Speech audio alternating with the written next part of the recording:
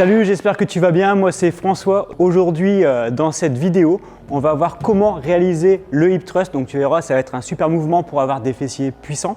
Donc on verra les différentes variantes. Déjà comment bien se positionner sur le banc, comment se positionner par rapport à une haltère ou une kettle et puis tout simplement le faire avec une barre. Alors avant même de prendre de la charge, je vais t'expliquer comment te placer sur le banc. Ce qui va être important, c'est que tu places uniquement les omoplates sur le bord du banc. Ensuite, tu vas devoir inspirer, descendre tes hanches, souffler et pousser. Ce qui va être important sur le hip thrust, c'est que le mouvement est accompagné d'un mouvement de tête. Si je descends mes hanches, je regarde devant. Si je souffle, je pousse. Je finis avec le visage orienté vers le plafond, vers le haut. La tête est toujours synchro avec le corps. Ce qui va être également important, c'est que lorsque tu te places, c'est bien sur le banc et pas sur ce côté-là. Si je me mets ici et que j'applique une force, tu verras ton banc, il va bouger. Donc je vais bien me mettre ici sur le banc. Ensuite, je vais pouvoir faire le mouvement en étant stable et en toute sécurité.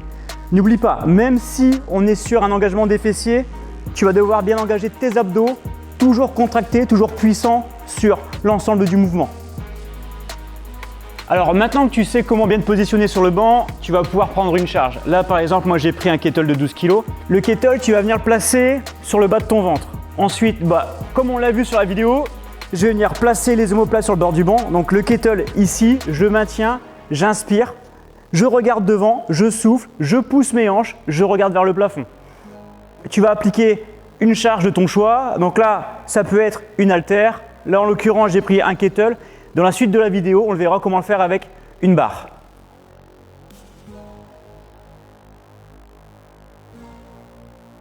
Donc on reste avec notre kettle. On vient de faire des hip thrusts à deux jambes.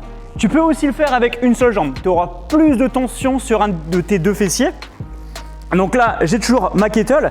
Cette fois-ci, donc n'oublie pas, hein, les talons sont proches de tes fessiers. Je vais décoller une jambe, je vais inspirer. Donc je regarde devant, je rase le sol. Je ne touche pas le sol avec mon fessier. Je souffle, je pousse. Donc forcément, là, je suis en appui sur la jambe droite. Tu vas vite le ressentir dans ta fesse à droite. Et n'oublie pas, hein, les abdos toujours puissants. Inspire, pousse, engage bien tes fessiers. Tu vas aussi le ressentir dans le quadriceps, le devant de ta cuisse. C'est tout à fait normal. Donc là, maintenant, on va voir comment faire des hip thrusts avec la barre. Donc ce qui va être important, c'est que ton banc soit bien stable. Ce que tu peux faire, c'est par exemple le placer contre un mur. Alors déjà, pourquoi le faire avec une barre? Parce que c'est là où tu vas pouvoir mettre le plus de poids. Les kettles, les haltères, tu ne peux pas les empiler indéfiniment sur ton ventre. Donc là, on va pouvoir charger une barre et ensuite, on va se positionner. Tu vas pouvoir, comme là, rouler une serviette autour de ta barre ou prendre les coussins, les pads que tu vas venir placer sur ta barre pour un maximum de confort. Voilà, donc là, j'ai positionné mes omoplates sur le bord du banc. Je vais attraper la barre fermement de chaque côté pour pouvoir la guider. Ensuite, je souffle, je pousse, j'inspire et je redescends. Si possible, essaie de le faire sans toucher le sol avec les poids. Repars juste avant pour garder un maximum de tension dans tes fessiers. Les talons proches des fessiers, souffle, pousse et n'oublie pas l'engagement de tes abdominaux. Alors maintenant, on va parler un petit peu d'intensité, de répétition, de difficulté. Donc en règle générale, lorsque tu vas attaquer les hip thrusts, tu vas faire 4 séries de 10 répétitions. Ce qui va être important, c'est que pendant ces 10 répétitions, entre la 8e et la 10e répétition, ça devienne assez compliqué. Donc si par exemple tu as pris ton kettlebell de 12 kg, que tu m'en fais 8 à 10 en mode difficile, tant mieux pour toi. Si par exemple ça devient vraiment très facile, eh bien, tu pourras prendre l'option de faire les hip thrusts à une jambe. 10 répétitions à droite, 10 répétitions à gauche, tu récupères, tu fais 4 fois au total. Et lorsque tout ça c'est bien maîtrisé, forcément tu vas devoir prendre une barre et mettre des poids. Donc au niveau des poids, c'est toi qui vas charger par rapport à tes capacités. Donc souviens-toi, 8 à 10 répétitions et les deux dernières doivent passer en mode difficile. Maintenant, ce que tu peux faire, c'est aussi appliquer un élastique, donc une good band, que tu vas placer juste au-dessus de l'articulation de tes genoux. L'élastique est en place, j'attrape ma barre de chaque côté, les omoplates sur le banc et c'est parti. Donc là, tu verras tout de suite, tu auras beaucoup plus d'intensité au niveau de tes fessiers.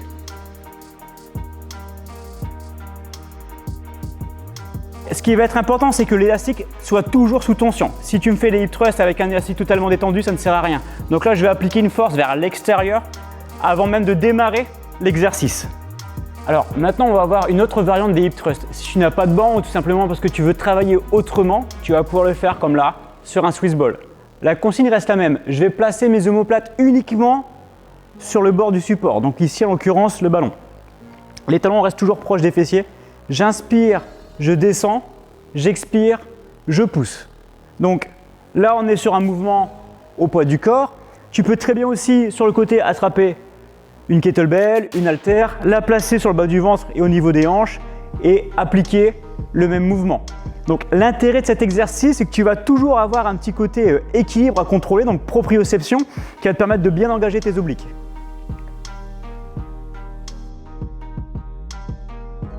Donc là, on vient de voir un petit peu le hip thrust et ses variantes. C'est un super exo pour travailler tes fessiers. Maintenant, essaie de le compléter avec d'autres exercices, par exemple les fentes, le squat ou le soulevé de terre, ou deadlift en anglais. Donc ça, c'est aussi de très bons exos qui vont travailler en synergie avec le hip thrust. Voilà, maintenant, tu as tout ce qu'il faut pour bien réussir ta séance. Je te dis à bientôt et bon courage.